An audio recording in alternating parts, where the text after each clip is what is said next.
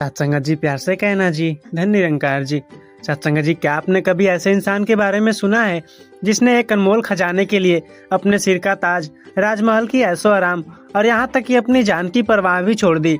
दुनिया जिसे पागलों की तरह पैसे और जमीन के पीछे भागते देख रही थी, वह मुस्कुरा कर कह रही थी कि मुझे वो दौलत मिल गई है जिसे न कोई चोर चुरा सकता है, न कोई राजा छीन सकता है और न ही समय खत्म कर सकता है। तो ऐसा कौन सा खजाना था? आइए हम जानते हैं कि मीराबाई के उस अमर रहस्य को जिसने सदियों पुरानी सोच को हिलाकर रख दिया। सत्संग जी, राजपूताने के सबसे समृद्ध घराने की बहू, मेवाड़ की महारानी मीराबाई, जिनके पास सोने चांदी के बर्तन, हीरे जवाहरात और नौकर चाकर की कोई कमी नहीं थी, लेकिन उन्होंने सब कुछ एक झटके में त्याग दिया, क्योंकि उन्हें यह समझ आ गया था कि संसार का सारा धन, पद और चमक धमक अस्थायी है।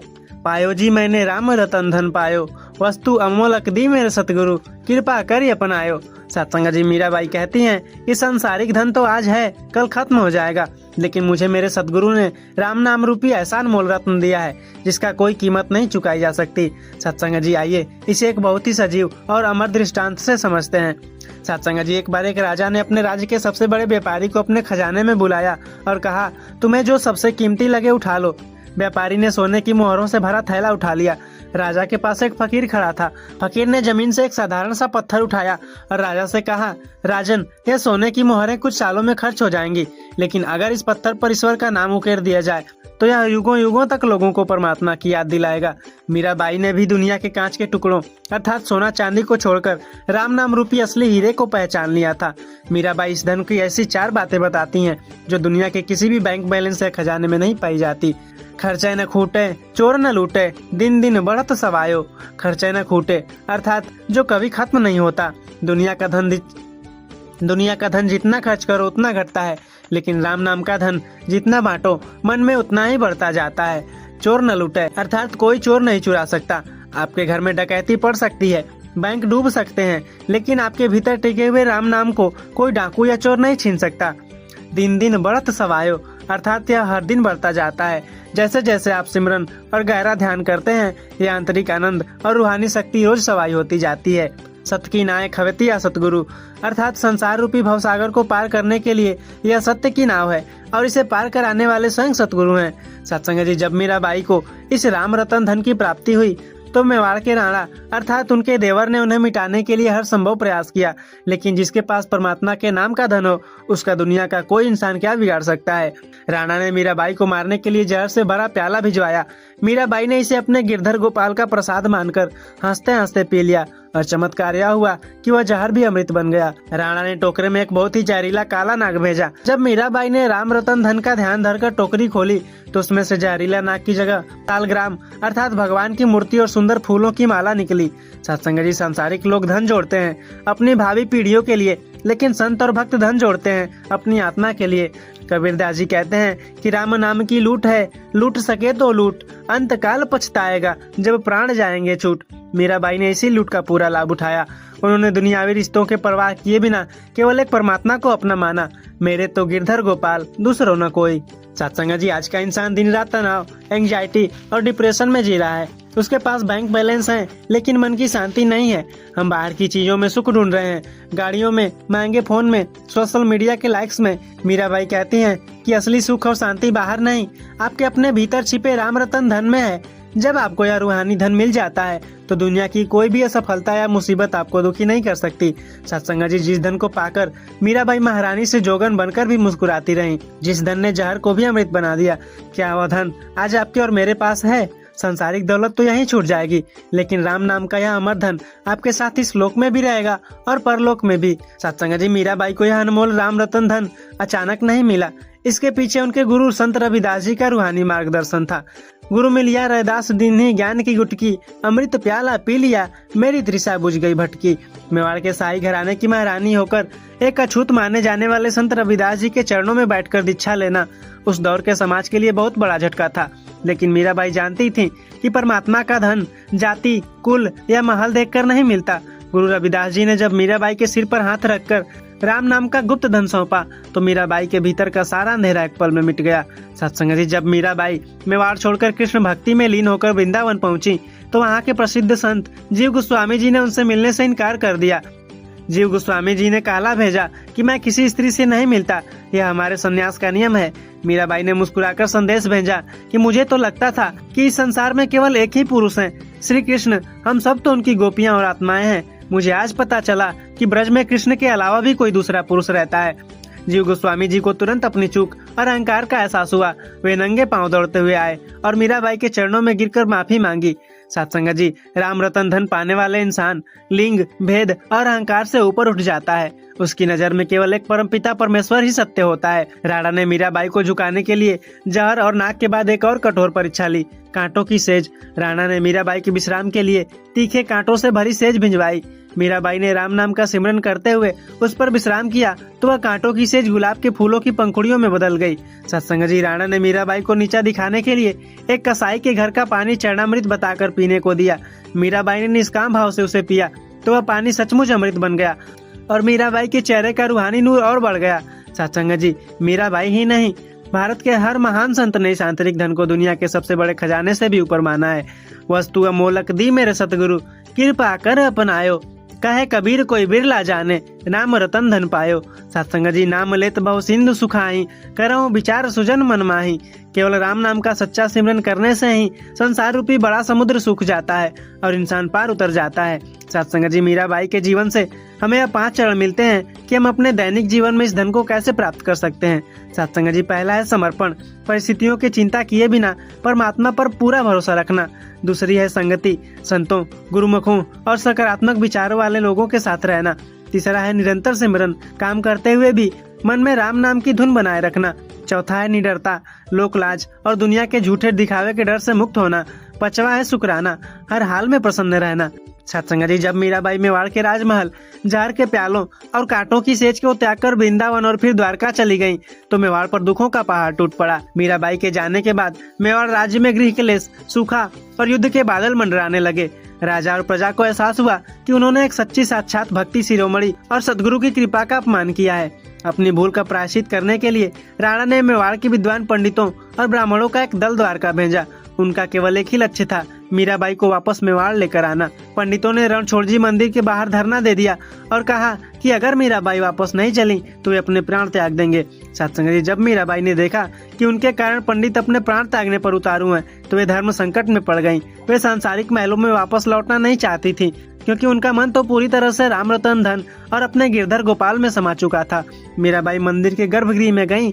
उन्होंने मंदिर के कपाट बंद कर लिए और अपने हाथों में एक तारा लेकर एक भावुक और अमर पद गाना शुरू किया। हूँ तो थारी दासी रे गिरधारी, अमरारी डाली अमरारी जड़ी, चरण में राखो जी बनवारी। मंदिर के भीतर से एक तेज, दिव्य और सुनहरी रोशनी निकली।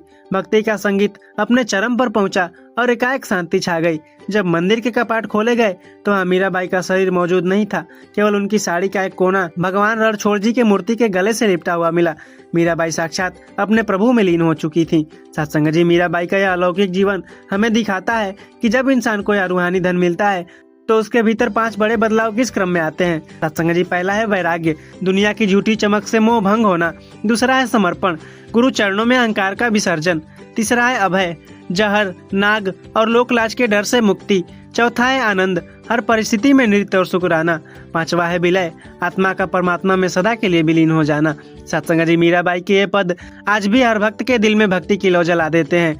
पग घुंघरू बांध मीरा नाची रे, मैं तो मेरे नारायण की आपे हो गई दासी रे। राणा जी थे जहर दियो में जानी, जैसे कंचन दहत अगिन में निकसत रूप निशानी। जैसे आग में तपने के बाद सोना और अधिक शुद्ध होकर चमकता है, वैसे ही राणा के दिए जहर ने मेरी भक्ति को और अधिक निखार दिया। सत्संग जी, मीराबाई का जीवन कोई केवल बीती हुई कहानी नहीं है, बल्कि आज के भागदौड़ भरे जीवन के लिए एक सीधा मार्गदर्शक है। दुनिया आपको पद, प्रतिष्ठा या पैसों से नाप सकती है, लेकिन आपकी सच्ची पहचान आपका आंतरिक चरित्र और ईश्वर से जुड़ाव है। जब आप सत्य के रास्ते पर चलते हैं तो पूरी दुनिया भी आपके खिलाफ हो जाए, तब भी परमात्मा आपकी रक्षा के लिए ढाल बनकर खड़ा रहता है। सत्संग जी, जब मेवाड़ में मीराबाई को यातनाएं दी जा रही थी और परिवार के लोग उनकी भक्ति के मार्ग में रोड़ा अटका रहे थे, तब मीराबाई ने मार्गदर्शन के लिए काशी के महान संत गोस्वामी तुलसीदास जी को एक पत्र भेजा था। जो पैमोही राम न भावे, ताही तजो जैसे बैरी समाज, पिता तजे प्रहलाद, विभीषण भ्रात भरत मातु, बलि गुरु त्यागे। जब तुलसीदास जी को मीराबाई का पत्र मिला तो उन्होंने उत्तर में लिखा, जाके प्रिया न राम वैदेही तजिए ताही कोटि वैरी सम तदपि परम स्नेही। जिसके दिल में प्रभु राम और परमात्मा के प्रति प्रेम नहीं है, वह भले ही आपका कितना ही निकट संबंधी, पिता, पति या भाई क्यों न हो, उसे करोड़ों शत्रुओं के समान मानकर तुरंत त्याग देना चाहिए। सत्संग जी, इस एक पत्र ने मीराबाई के संशय को पूरी तरह से समाप्त कर दिया और वे गृह त्याग करके पूर्णतः राम रतन धन के मार्ग पर निकल पड़ी। सत्संग जी, भारतीय भक्ति परंपरा में मीराबाई को कलयुग की राधा कहा जाता है। द्वापर युग में जो प्रेम राधा जी का कृष्ण के प्रति था, वही निष्काम और अनन्य प्रेम कलयुग में मीराबाई के पदों में दिखाई देता है। मीराबाई के लिए राम या कृष्ण केवल मूर्ति या ऐतिहासिक पुरुष नहीं थे, बल्कि वह सर्वव्यापी निरंकार प्रभु थे जो हर कण में मौजूद हैं। जब मीराबाई गाती हैं कि मीरा के प्रभु गिरधर नागर, तो उनका तात्पर्य इस अविनाशी परमात्मा से होता है जो जन्म और मरण के चक्र से परे है। मीराबाई केवल एक भक्त नहीं थी, बल्कि अपने दौर की सबसे बड़ी सामाजिक विद्रोही भी थी। उस जमाने में राजपूत घराने की स्त्रियों का महल से बाहर निकलना वर्जित था, लेकिन मीराबाई ने साधु संतों की संगति में बैठकर सत्संग किया। महारानी होकर भी एक अछूत समझे जाने वाले संत रविदास जी को अपना गुरु बनाया और उनके चरण धोकर पिए। राजा के दंश और राज सत्ता के अहंकार को अपनी भक्ति के आगे झुका दिया। मीराबाई के भजनों में जो लय और करुणा है, वह सीधे आत्मा को छूती है। सत्संग जी, मीराबाई का जीवन हमें सिखाता है कि सांसारिक वस्तुएं क्षणभंगुर हैं। धन, दौलत, रूप और यौवन सब एक दिन ढह जाएंगे। नाम धन ही शाश्वत है। केवल ईश्वर का नाम और सतगुरु की कृपा ही आत्मा का सच्चा साथी है। भक्ति ही परम शक्ति है। यदि निष्ठा सच्ची हो तो जहर भी अपना असर खो देता है। जब मीराबाई राम रतन धन का सिमरन करती थीं, तो वे केवल होठों से नाम नहीं जप रही थीं, बल्कि वे अपने भीतर उठने वाले अनहद नाद से जुड़ चुकी थीं। अनहद बाजा बजय गगन में, जहाँ निरंजन राया, मीरा के प्रभु गिरधर नागर, सतगुरु भेद बताया। सांसारिक संगीत कान से सुना जा सकता है और मन को थोड़ी देर के लिए शांत करता है, लेकिन जब इंसान को सतगुरु से राम नाम का गुप्त धन मिलता है, तो उसके भीतर बिना बजाए ही एक दिव्य संगीत गूंजने लगता है। मीराबाई इसी आंतरिक संगीत की मस्ती में मग्न होकर पग घुंघरू बांध नाचती थी। दुनिया समझती थी कि वे बाहर नाच रही हैं, जबकि वे तो अपने प्रभु के प्रेम में भीतर से थिरक रही थी। आज भी राजस्थान के चित्तौड़गढ़ किले में मीराबाई का ऐतिहासिक मंदिर और उनकी भक्ति के चिन्ह मौजूद हैं, जो इस बात की गवाही देते हैं कि सत्य के सामने राजसत्ता को झुकना ही पड़ता है। सत्संग जी, राणा ने मीराबाई को रोकने के लिए महल के भीतर ही मंदिर बनवा दिया, ताकि वे बाहर साधुओं की संगति में न जाएं। लेकिन मीराबाई के लिए तो पूरा संसार ही हरि का रूप था। मंदिर की चार दीवारी भी उनकी रूहानी उफान को बांध न सकी। आज राणा का राजपाट इतिहास के पन्नों में सिमट गया। उनका कोई नाम लेने वाला नहीं बचा, लेकिन मीराबाई का मंदिर आज भी लाखों भक्तों के लिए श्रद्धा और भक्ति का तीर्थ बना हुआ है। भक्ति मार्ग में परीक्षा केवल मीराबाई की ही नहीं हुई, बल्कि इतिहास में जब जब किसी ने सत्य रूपी धन को चुना, उसकी परीक्षा अवश्य हुई है। सत्यवादी राजा हरिश्चंद्र, घर नारी पनहारी, तारावंती के बिके कुंवर रोहित, बिके राजा हरिश्चंद्र भारी। राजा हरिश्चंद्र ने सत्य के लिए अपना राज्य, पत्नी और बेटा तक बेच दिया, लेकिन सत्य का मार्ग नहीं छोड़ा। मीराबाई अपने पदों में याद दिलाती हैं कि यह राम रतन धन कोई सस्ती चीज नहीं है। इसके लिए अपने अहंकार, लोकलाज और सांसारिक सुखों की बलि देनी पड़ती है। जो इस परीक्षा में खरा उतरता है, वही जगत में अमर होता है। सत्संग जी, अगर आज का इंसान मीराबाई के जीवन से केवल 3 बातें भी अपने जीवन में उतार ले, तो उसका जीवन तनाव मुक्त और आनंदित हो सकता है। पहला है अनन्यता, केवल एक प्रभु पर विश्वास। दूसरा है निष्काम भाव, बिना किसी लेन देन के ईश्वर से केवल प्रेम करना। तीसरा है अभयता, जब सत्य साथ हो तो किसी से न डरना। सत्संग जी, मीराबाई का राम रतन धन कोई साधारण धन नहीं है। यह वह संपत्ति है जो इस लोक में भी मन को शांति देती है और परलोक में भी आत्मा को परमात्मा से मिलाकर अमर कर देती है। मीरा के प्रभु हरि अविनाशी, जासु नेह लगायो, पायो जी मैंने राम रतन धन पायो। सत्संग जी, मीराबाई की भक्ति केवल राजस्थान या भारत की सीमाओं तक सीमित नहीं रही। उनके इस अनमोल धन की गूंज अंतर्राष्ट्रीय स्तर पर भी सुनी गई। 19वीं और 20वीं सदी में जब विदेशी विद्वान जैसे थियोसॉफिकल सोसाइटी के विचारकों ने मीराबाई के भजनों का अंग्रेजी अनुवाद पढ़ा, तो वे आश्चर्यचकित रह गए। उन्होंने मीराबाई की तुलना यूरोप की प्रसिद्ध संत सेंट टेरेसा ऑफ अविला से की, जिन्होंने ईश्वर के प्रेम में अपना सब कुछ न्यौछावर कर दिया। राष्ट्रपिता महात्मा गांधी मीराबाई को सत्याग्रह और अहिंसक प्रतिरोध की सबसे पहली और सबसे बड़ा प्रतीक मानते थे। गांधी जी कहते थे कि मीराबाई ने बिना कोई शस्त्र उठाए केवल अपने आत्मबल और राम नाम के भरोसे मेवाड़ की पूरी राजसत्ता को घुटनों पर ला दिया। सत्संग जी, मीराबाई के इस पद और भजन ने भारतीय शास्त्रीय संगीत और सुगम संगीत को भी एक नई ऊंचाई दी। लता मंगेशकर जी द्वारा गाया गया मीरा भजनों का एल्बम चला वाही देश भारतीय संगीत इतिहास में अमर माना जाता है। जब उन्होंने पायो जी मैंने राम रतन धन पायो गाया तो वह घर घर में भक्ति का पर्याय बन गया। सत्संग जी, शास्त्रीय संगीत के दिग्गजों ने मीराबाई के भजनों को राग भैरवी, राग देश और राग पहाड़ी में गाकर यह सिद्ध किया कि राम नाम का संगीत आत्मा को सीधे परमात्मा से जोड़ देता है। सत्संग जी, मीराबाई के जीवन से एक बहुत बड़ा व्यवहारिक सबक यह मिलता है कि जब तक इंसान अपने भीतर के एकांत को नहीं खोजता तब तक उसे इस रूहानी धन की अनुभूति नहीं हो सकती। मायरी मैं तो लीनो गोविंदो मोल, कोई कहे छाने कोई कहे चोरे, लिन्नो री बजंता ढोल। मीराबाई कहती हैं कि मैंने अपने प्रभु को छिप कर नहीं बल्कि डंके की चोट पर अपनाया है। मैंने इसके लिए अपनी लोक लाज, अहंकार और सांसारिक सुखों की कीमत चुकाई है। दुनिया में हर चीज बिकती है लेकिन राम रतन धन केवल पूर्ण समर्पण की कीमत पर ही मिलता है। अक्सर विद्वान ज्ञान और भक्ति में बहस करते हैं लेकिन मीराबाई ने अपने जीवन से यह दिखाया कि जहाँ भक्ति की चरम सीमा होती है वहाँ ज्ञान अपने आप आ जाता है। सत्संग जी, मीराबाई ने अपने पीछे कोई धन दौलत, महल, जमीन या जायदाद नहीं छोड़ी। उन्होंने मानव जाति के लिए जो वसीयत छोड़ी वह है उनके भावपूर्ण पद और राम नाम पर अटूट विश्वास। सत्संग जी, जब राणा ने मीराबाई को राजमहल की मर्यादा और कुल की प्रतिष्ठा का वास्ता देकर भक्ति छोड़ने को कहा तो मीराबाई ने जो उत्तर दिया वह भारतीय साहित्य में भक्ति और तर्क का सबसे अद्भुत उदाहरण है। राणा ने कहा कि मीरा, तुम मेवाड़ के राजघराने की बहू हो, साधु संतों के बीच नाचना गाना हमारे कुल की मर्यादा के खिलाफ है। राणा जी ने उत्तर दिया कि यह कुल की मर्यादा और राजमहल का घमंड केवल 2 दिन का नाटक है। जब शमशान में शरीर जलेगा तो यह कुल की मर्यादा भी राख बन जाएगी। मेरा कुल तो अब वह निरंकार प्रभु है जो कभी नष्ट नहीं होता। राणा जी, महारे काई कार से महारे गिरधर गाया, साध संगति में बैठ बैठ लोक लाज खोया। जब मीराबाई को राम रतन धन प्राप्त हुआ तो उनका जीवन सामान्य इंसान से उठकर इन 4 चरणों में बदल गया। आकर्षण, शुरुआत में मंदिर की मूर्ति और गिरधर गोपाल के प्रति बाल सुलभ प्रेम, विरह, प्रभु से दूरी का एहसास और दिन रात आंखों से आंसू बहना। हेरी मैं तो प्रेम दीवानी, मेरो दर्द न जाने कोई, सिद्धि या साक्षात्कार, हर कण में केवल अपने प्रभु का नूर दिखाई देना। अद्वैत या परमानंद, भक्त और भगवान का भेद खत्म हो जाना, जहाँ केवल नाम का धन बचता है। सत्संग जी, यदि हम भारत के इतिहास को देखें तो 2 नारियों ने अपने आध्यात्मिक बल से पूरे समाज को दिशा दी। महारानी अहिल्याबाई होलकर, जिन्होंने राजसत्ता में रहकर शिव भक्ति के बल पर प्रजा को न्याय और समृद्धि दी। मीराबाई, जिन्होंने राजसत्ता को त्याग कर कृष्ण भक्ति के बल पर इंसान को आंतरिक मुक्ति का मार्ग दिखाया। दोनों का मूल आधार एक ही था, संसार के मालिक केवल ईश्वर हैं, हम तो केवल उनके सेवक हैं। साधारण इंसान का मन कांच की तरह होता है, जरा सी चोट लगते ही टूट जाता है, लेकिन जब मन पर राम रतन धन का रंग चढ़ता है वह हीरा बन जाता है। उस पर दुनिया की नफरत, निंदा या जहर का कोई असर नहीं होता।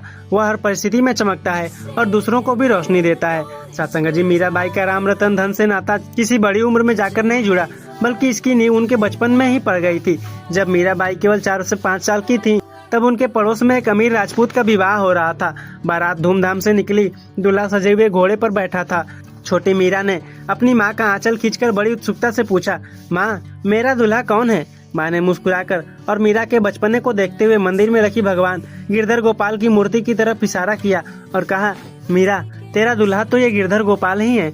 बस उस मासूम बाल मन ने माँ के इस वाक्य को पत्थर की लकीर मान लिया। उसी दिन से मीरा ने गिरधर गोपाल को ही अपना सब कुछ मान लिया।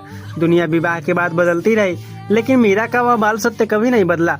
मीराबाई के हाथों में हमेशा जो एक तारा दिखाई देता है वह केवल एक वाद्य यंत्र नहीं बल्कि उसके पीछे गहरे आध्यात्मिक संदेश हैं। सत्संग जी, एक तारे में केवल एक ही तार होता है। यह इस बात का प्रतीक है कि जीवन का ध्यान भटकना नहीं चाहिए। ध्यान केवल इस एक निरंकार प्रभु पर होना चाहिए। जैसे एक तारे की धुन से मन शांत हो जाता है वैसे ही राम नाम का सिमरन इंसान के बिखरे हुए विचारों को समेट कर एकाग्र कर देता है। सत्संग जी, मीराबाई अपने पदों में अक्सर बताती हैं कि सतगुरु के बिना इंसान सांसारिक माया के अंदर में भटकता रहता है। सतगुरु सैन दई जब मोही, खुली किवाड़ कपाट, अगम अगोचर बाता दर्शी, छुट गयो सब घाट। जब सतगुरु ने कृपा करके मुझे ज्ञान की दृष्टि दी तो मेरे मन के बंद दरवाजे खुल गए। जो परमात्मा आंखों से नहीं दिखता था वह हर तरफ नजर आने लगा और संसार का सारा डर और भटकन हमेशा के लिए खत्म हो गई। सत्संग जी, संसारिक धन के लिए बाउंड्री और गार्ड चाहिए लेकिन राम रतन धन यह इंसान को खुद बेखौफ बना देता है। संसारिक धन मौत आते ही छूट जाता है लेकिन राम रतन धन आत्मा के साथ हमेशा के लिए जाता है। संसारिक धन को पाने से अक्सर अहंकार बढ़ता है लेकिन राम रतन धन को पाने से इंसान में नम्रता आ जाती है। मीराबाई की भक्ति की गूंज केवल मेवाड़ या ब्रज तक सीमित नहीं थी बल्कि दिल्ली के मुगल दरबार तक पहुंच चुकी थी। मुगल सम्राट अकबर ने जब मीराबाई के पदों की अपार महिमा सुनी तो उनके मन में मीराबाई के दर्शन और उनका कीर्तन सुनने की तीव्र इच्छा हुई। लेकिन मेवाड़ और मुगलों के बीच गहरी शत्रुता थी, इसलिए वे सीधे नहीं जा सकते थे। अकबर अपने नवरत्नों में से एक संगीत सम्राट तानसेन के साथ साधु का वेश धारण करके गुप्त रूप से द्वारिकाधीश के मंदिर में पहुंचना तय किया। मंदिर में जब मीराबाई एक तारे पर मगन होकर गा रही थी तो अकबर उनकी भक्ति और रूहानी भाव में इतना डूब गए कि उन्होंने अपने गले से अनमोल हीरे का हार निकालकर चुपचाप मूर्ति के चरणों में रख दिया। जब राणा को पता चला कि शत्रु अकबर भेष बदलकर मीराबाई के दर्शन करने आया था तो राणा का क्रोध सातवें आसमान पर पहुंच गया। लेकिन मीराबाई तो इन सांसारिक शत्रुओं और मित्रों के परे केवल अपने राम रतन धन में मग्न थी। मीराबाई के पदों में आंसुओं का बहुत गहरा जिक्र मिलता है, लेकिन वे आंसू किसी सांसारिक दुख के नहीं बल्कि ईश्वर के विरह और आनंद के आंसू थे। असुवन जल सींची सींची प्रेम बेली बोई, अब तो बेली फैल गई आनंद फल होई। पौधा जब पानी से सींचा जाता है तभी बढ़ता है। मीराबाई कहती हैं कि उन्होंने भक्ति रूपी बेल को किसी बाहरी पानी से नहीं बल्कि अपने प्रभु के विरह में बहे पवित्र आंसुओं से सींचा है। अब वो भक्ति रूपी बेल इतनी बड़ी हो गई है कि उस पर केवल परम आनंद का फल लग रहा है। जब राणा ने अपने सभी यत्न हारने के बाद मीराबाई को वापस बुलाने के लिए एक बेहद विनम्र और भाविक पत्र भेजा तो मीराबाई ने उत्तर दिया, वह त्याग की चरम सीमा है। थारो देश में राणा जी बड़ोरी झंझट, साधु न मिले हरि भजन न होवे, कुसम्या रोज हमगट। मीराबाई कहती हैं कि हे राणा, तुम्हारे महलों और देश में आडंबर और झंझट के सिवा कुछ नहीं है। वहाँ न सतगुरु की संगति है, न हरि का भजन है, वहाँ केवल सांसारिक विषयों का जमघट है। मुझे अपने इस खुले गगन और राम नाम के धन में रहने दो। जब भक्ति इस धन को पूरी तरह आत्मसात कर लेता है तो उसके जीवन में बड़े आंतरिक चमत्कार घटित होते हैं। सत्संग जी, मौत का डर मिट जाता है क्योंकि उसे समझ आ जाता है कि आत्मा अमर है। मान अपमान, सुख दुख और लाभ हानि में मन का संतुलन कभी नहीं बिगड़ता। दुनिया की बड़ी से बड़ी दौलत भी उसके आगे तुच्छ और धूल समान लगने लगती है। सत्संग जी, अब यहाँ यह सवाल उठना बहुत स्वाभाविक है कि एक तरफ मीराबाई जी का घर बार त्यागना और दूसरी तरफ संत निरंकारी मिशन का चौथा प्रण। तो आइए इन दोनों दृष्टिकोणों को समझते हैं। सत्संग जी, मीराबाई ने घर स्वेच्छा से नहीं भक्ति की रक्षा के लिए छोड़ा था। मीराबाई शुरू से ही जंगल या वृंदावन नहीं भागना चाहती थी। वे अपने महलों में ही रहकर कृष्ण भक्ति कर रही थी। लेकिन जब राणा और परिवार ने उन पर जहर पीने, नाग भेजने और साधा में बाधा डालने का अत्याचार किए तब भक्ति को जीवित रखने के लिए उन्हें गृह त्याग करना पड़ा। मीराबाई का घर छोड़ना पलायन नहीं था बल्कि सत्य की रक्षा के लिए क्रांति थी। सत्संग जी, चौथे प्रण का मुख्य संदेश है मन का वैराग्य। संत निरंकारी मिशन समझाता है कि असली त्याग घर का नहीं बल्कि मन के अहंकार और मोह का होता है। यदि इंसान जंगल चला जाए लेकिन मन में घर परिवार का ध्यान रहे तो वह संन्यास बेकार है। इसके विपरीत यदि इंसान घर में रहकर बच्चों का पालन पोषण करे, माता पिता की सेवा करे और मन में निरंकार का ध्यान रखे तो वह असली कमल पुष्प की तरह है जो पानी में रहकर भी सूखा रहता है। इतिहास में राजा जनक महल में राजा रहकर भी विदेह कहलाए और गुरु नानक देव जी ने खेती करते हुए गृहस्थ जीवन में भक्ति का मार्ग दिखाया। मिशन भी इसी सहज मार्ग पर चलने की प्रेरणा देता है। सत्संग जी, जब घर भक्ति के मार्ग में शत्रु बन जाए और प्राणों पर आ जाए तब सत्य को चुनना पड़ता है। जब तक घर में शांति और अनुकूलता है, परिवार को निरंकार का रूप मानकर सेवा करना और गृहस्थ के फर्ज निभाते हुए भक्ति करना, यही सबसे उत्तम मार्ग है। सत्संग जी, दोनों का उद्देश्य एक ही है, परमात्मा से जुड़ना। मीराबाई का मार्ग विशेष परिस्थितियों का था और चौथा प्रण आज के साधारण इंसान के लिए सहज और व्यवहारिक मार्ग है। तो सत्संग जी, गृहस्थ में रहकर फर्ज निभाएं और मन से निरंकार के संग रहें। सत्संग जी, सदियां बीत गईं, राजाओं के मुकुट धूल में मिल गए, बड़ी बड़ी सल्तनत नक्शे से मिट गई और तिजोरियों में बंद सोने का भी वजूद धुंधला पड़ गया। लेकिन मीराबाई का पाया हुआ वह राम रतन धन आज 500 सालों बाद भी उतना ही अमर, निखरा और चमकदार है। सांसारिक दौलत तो शमशान के मोड़ पर साथ छोड़ देगी, पर सवाल यह है कि क्या हमने अपनी आत्मा के लिए इस असली और अविनाशी खजाने को कमाया है? तो आज ही ठहरिए, विचार कीजिए और अपने भीतर छिपे इस निरंकार के नाम से नाता जोड़िए। मीराबाई जी के जीवन, भक्ति, संघर्ष और इस अमर पद का अंतिम और सबसे बड़ा निचोड़ यह है कि सच्ची सफलता और दौलत बाहर के महलों या बैंक बैलेंस में नहीं बल्कि मन की असीम शांति और प्रभु के प्रति अटूट विश्वास में है। सत्संग जी, सांसारिक सुख साधन अस्थायी है। केवल सतगुरु से मिला राम नाम का धन ही ऐसा है जिसे न कोई चोर चुरा सकता है, न समय मिटा सकता है और जो दिन प्रतिदिन बढ़ता ही जाता है। जब आत्मा का विश्वास अपने परमात्मा पर पक्का होता है तो दुनिया का जहर भी अमृत बन जाता है और कांटों की सेज भी फूलों की पंखुड़ियों में ढल जाती है। लोकलाज और राजसत्ता के भय से ऊपर उठकर जो इंसान सत्य का मार्ग चुनता है उसका जीवन न केवल इस लोक में संवरता है बल्कि वह हमेशा के लिए अमर हो जाता है। तो सत्संग जी, सब में निरंकार देखें और सबसे निष्काम प्रेम करें। सत्संग जी, प्यार से कहना जी, धन निरंकार जी।